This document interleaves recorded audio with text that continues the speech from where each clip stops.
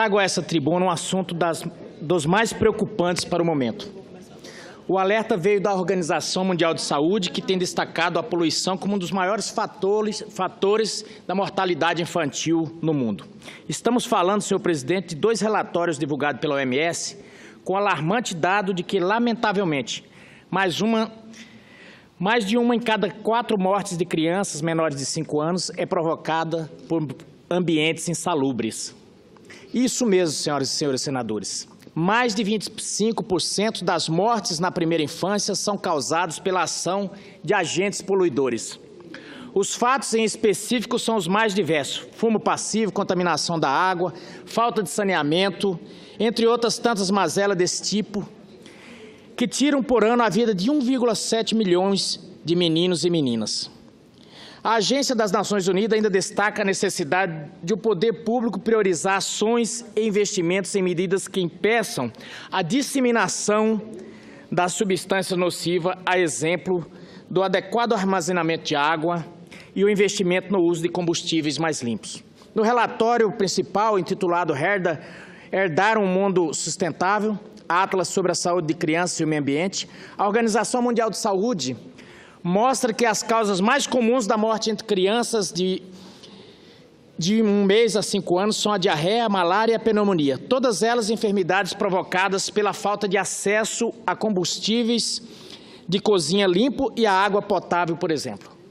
A ação de poluentes sobre o organismo pode ser pouco visível, pode ser silencioso, mas o relatório não deixa dúvida, senhor presidente. Um ambiente poluído é muito mais do que um cenário desagradável e desconfortante. Um ambiente poluído é um ambiente mortal, um agente mortífero para as crianças pequenas que têm seus órgãos e sistemas imunológicos ainda em desenvolvimento, especialmente vulneráveis ao ar e à água contaminados. E aqui, entre esses órgãos, incluímos o principal deles, o cérebro. Por vezes, caros colegas senadoras e senadores, os efeitos podem levar anos ou até décadas para surgir, mas o desfecho trágico da poluição permanece.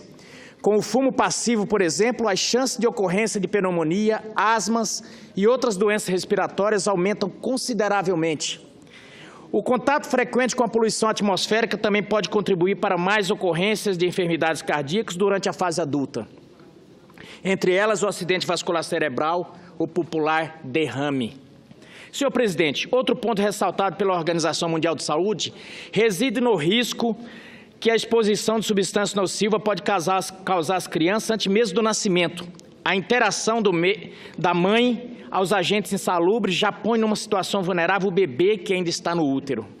Fato que, entre outras coisas, aumenta o risco de nascimentos prematuros. Convém destacar que com o avanço tecnológico, um dos principais fatores com potencial para aumentar os níveis de poluição é o descarte inadequado de resíduos eletrônicos e elétricos, como celulares, computadores antigos, que ficam nesses lixões e ali é fonte permanente de risco para que as crianças ficam expostas. As toxinas contidas em tais equipamentos, que contêm metais pesados, são riscos constantes.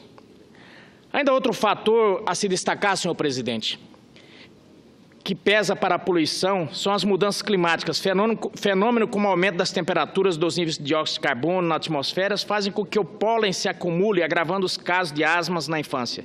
De acordo com a OMS, entre 11% e 14% das crianças com 5 ou mais anos ou mais sofrem de sintomas da doença.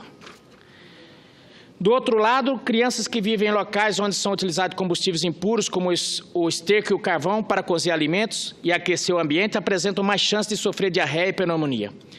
Então, vemos que as nossas crianças, senhor presidente, estão expostas a constantes riscos. É preciso destacar, nesse sentido, senhor presidente, é preciso destacar que o governo do presidente Michel Temer está atento aos cuidados com a primeira infância. Assim que assumiu o governo, o presidente Temer lançou o programa Criança Feliz e convidou a primeira-dama, Marcela Temer, para ser embaixadora do programa, que já é uma realidade e está ganhando adesão de estados e municípios. Em todo o país, 2.529 municípios já aderiram ao programa Criança Feliz.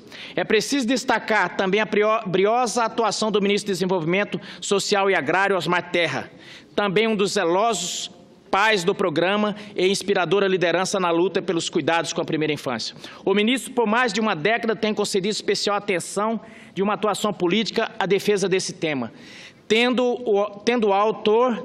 sido o autor do Marco Legal da Primeira Infância, uma lei moderna que aprovamos o ano passado aqui como primeiro projeto no Senado, senhor presidente. O programa Criança Feliz, caros colegas, garante a transferência de recursos pelo governo federal e a formação dos profissionais que serão responsáveis pelas visitas domiciliares. Com o programa, a criança vai ter mais facilidade de aprender na escola, conforme o estímulo que ela tiver nos primeiros 1000 dias de vida.